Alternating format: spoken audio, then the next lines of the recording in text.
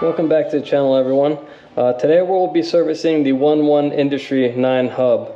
I've been having some issues with it, kind of skipping on the trail, and we'll be removing this cassette as well. We'll be doing a separate video on replacing this cassette because it is significantly worn. It is skipping when going up the cassette to the point where it's actually getting caught and causing the chain to either fall off or the whole thing to jam up, and it's caused the derailleur to bend on me once or twice. I'm sorry, the derailleur hanger, not the actual derailleur itself. But we'll go ahead and get started. We'll take this cassette off and we'll take apart the 1.1 hub. Alright, to begin, I'd like to say, excuse my mess, it's been kind of hectic around here. Clean up this pigsty. We are going to use our cassette tool. This one's a rock shock, but you can use whichever one you have.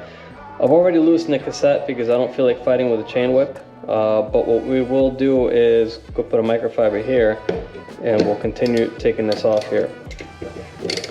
This cassette's kind of old. It is pretty tight on here. That's what she said. The plastic bushing inside of it is kind of old and dried up, and I've tried lubricating it, but as you can tell, it doesn't spin very easily. So we'll take this, we'll set it aside.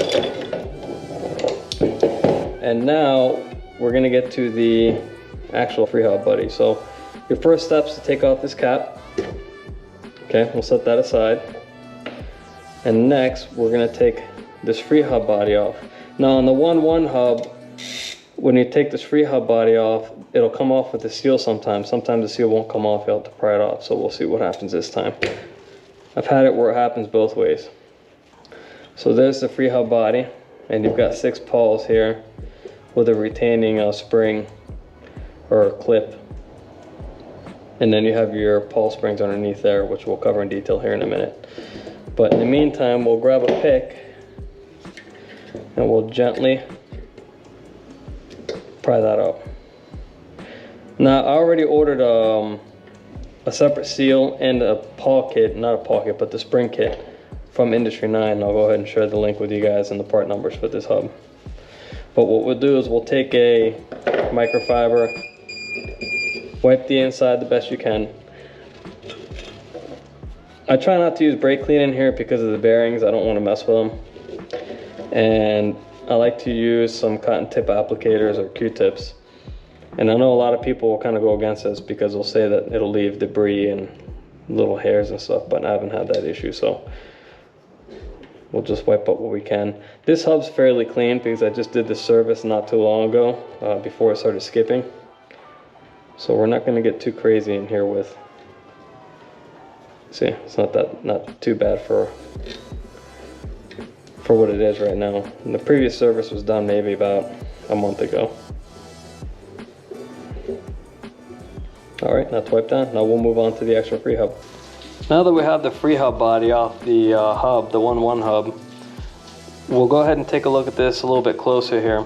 But before we do that, I'm going to go ahead and put the part numbers here for the spring kit. So the spring kit will work for the Hydra 1.1, and it is the HFH2533 from Industry 9.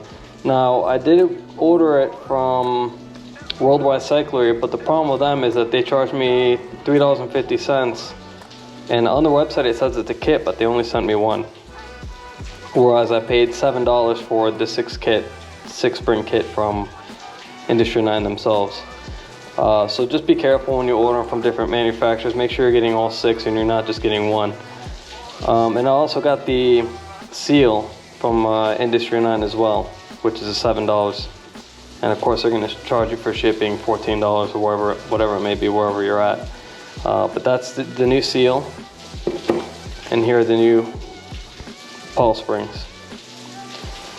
Now the way we'll go ahead and start this is we'll take our pick and you'll just gently remove the retaining clip. And we'll set that aside.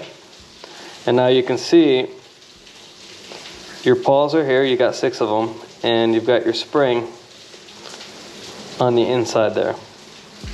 And the way I'll begin the procedure here is we'll go ahead and slide each one of these out. And keep in mind, these are directional. They will go a certain way up and a certain way down. Now these are a little bit on the worn side. You can see the silver shade on the top from it hitting the actual ring in the hub, and the bottom does not have that. It'll have a sharper edge on top as well. So keep in mind when you're putting these back on. I have made that mistake in the past, and this thing has skipped like crazy, and you will damage your hub. So just take the time, make sure you're doing it right. So we'll set those aside there and we'll clean them.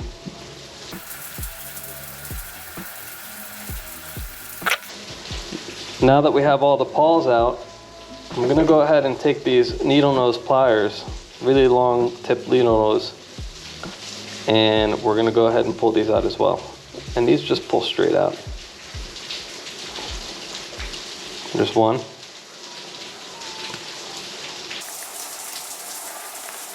And there's 6 of these.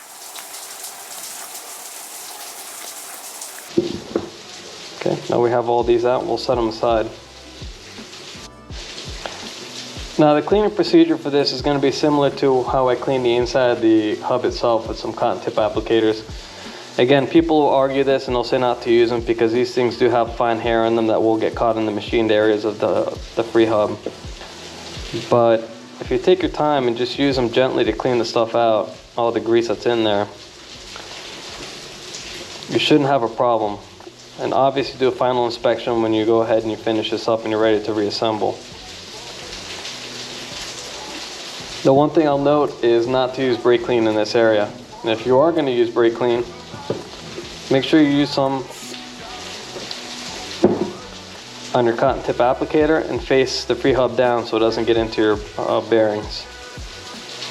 The last thing you want is to get any type of degreaser or brake clean inside your bearings. I know they're sealed, but stuff can get in there. Stuff can still get in there sometimes.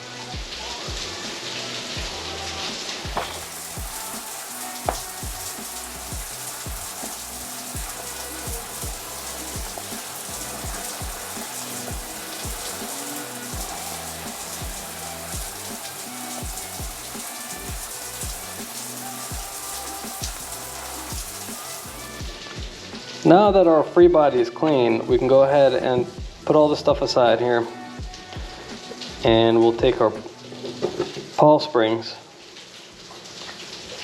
we'll open these up, and we'll take a look here and see what's the difference between the new ones and the old ones.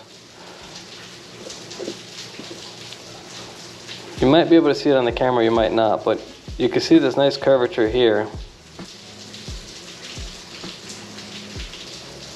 And I'll show you what the bad ones look like. It's kind of hard to tell on the camera, but the curvature is somewhat gone. They're kind of flattened out. Here's a really good one.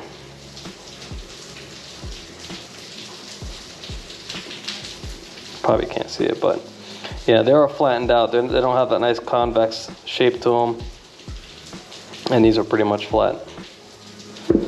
So we'll go ahead and put these in. And I like to use a set of tweezers to help me out, or you can use a pair of needle nose. And what I'll do is I'll clip them right at the end here.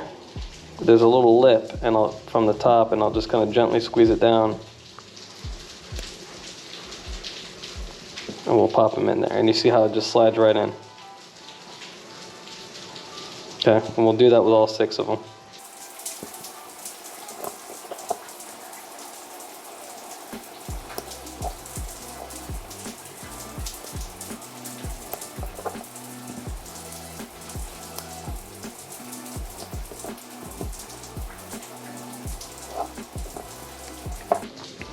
Alright, so now we've got the Pawl spring in. We'll go ahead and install our pawls themselves. Now remember, they do have a shiny side up and they have kind of a sharp edge, so that's the side that's going to go up. Laces out. The bottom side is not shiny and doesn't have a tapered edge that you'll see here. So these can be a little tricky. The way you'll do this is you'll place it right into that groove, and with your pick, you push down on the spring and it'll sit right in.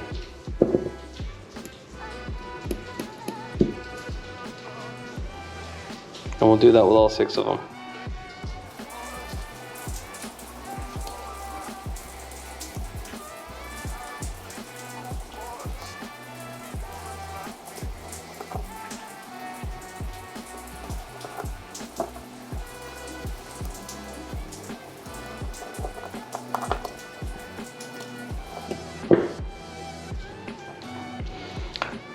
Now that all of our pawls are in, we're going to double check our work. We're going to make sure that all that silver side is up with the sharp edge there, where it makes contact, and they all look similar, which they do. Like I said, last time I did this, I was kind of in a rush, and I put one of these things backwards, and it was skipping like crazy. Luckily, it didn't damage anything, but it's something to be aware of. Now, there's a couple of forums online, and different people say different things about greasing these things up and using specific grease hub or a specific grease oil. What is that? What is that? I personally like just using a wet lube on these. And what I'll do is I'll just dab every one of those pawls.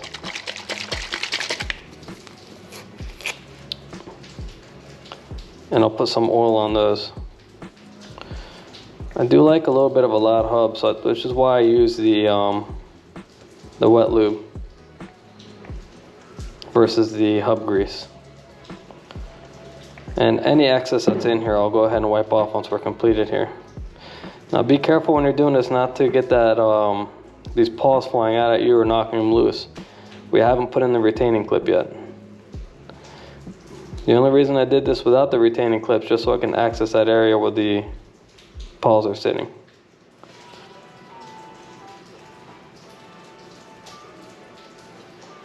Alright, so now we'll go ahead and put our retaining clip in.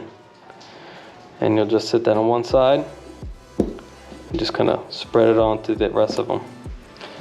And then I'll move, if you have this set a certain way, you can see where it doesn't cover that pawl all the way. And what I'll do is I'll just rotate that whichever direction and make sure it covers that. And now it's done. Now I'll go ahead and I'll wipe off the excess oil off this. Now I'll put a little bit more oil in the actual not the free hub, the actual hub itself.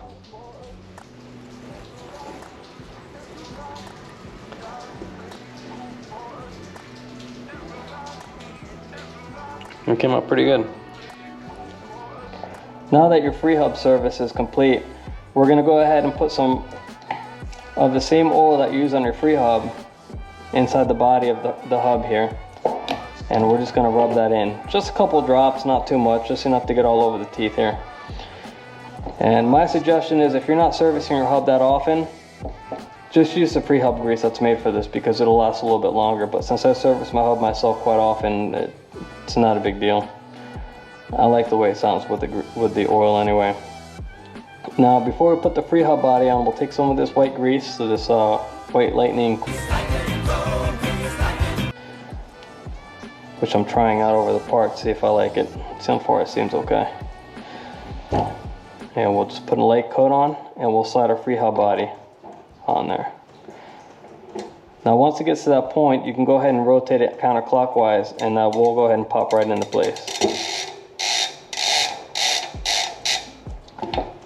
Now we'll take our hub seal, and we'll take a little bit of slickoleum, because it has a little bit thinner of a consistency on there. It should reduce the drag. And we'll put some where the contacts the hub here on the bevel edge. Now there's a flat surface and a concave surface. The flat surface goes towards the hub. And now we'll go ahead and put it on there, and it should pop into place. And that's all set. Now keep in mind, you're going to be working with some oils and some grease here. Your rotor is exposed. If you want to take your rotor off, go for it. I choose not to because it's extra work. But just keep in mind, if you get grease on that, put it back on the bike or oil, you're going to ruin your brake pads. So my suggestion is get in a habit of anytime you take your wheel off to go ahead and just hit it with some brake clean and wipe them down and make sure they're nice and spotless. Now we're going to take one last bit of grease here. We're going to put it on the exposed axle and put some on the inside of the axle cap. There's a rubber seal in here that can be somewhat troublesome sometimes, and it won't just pop on. At least on mine, it doesn't just pop on. Sometimes it takes a little bit of work, so let's see how this goes on.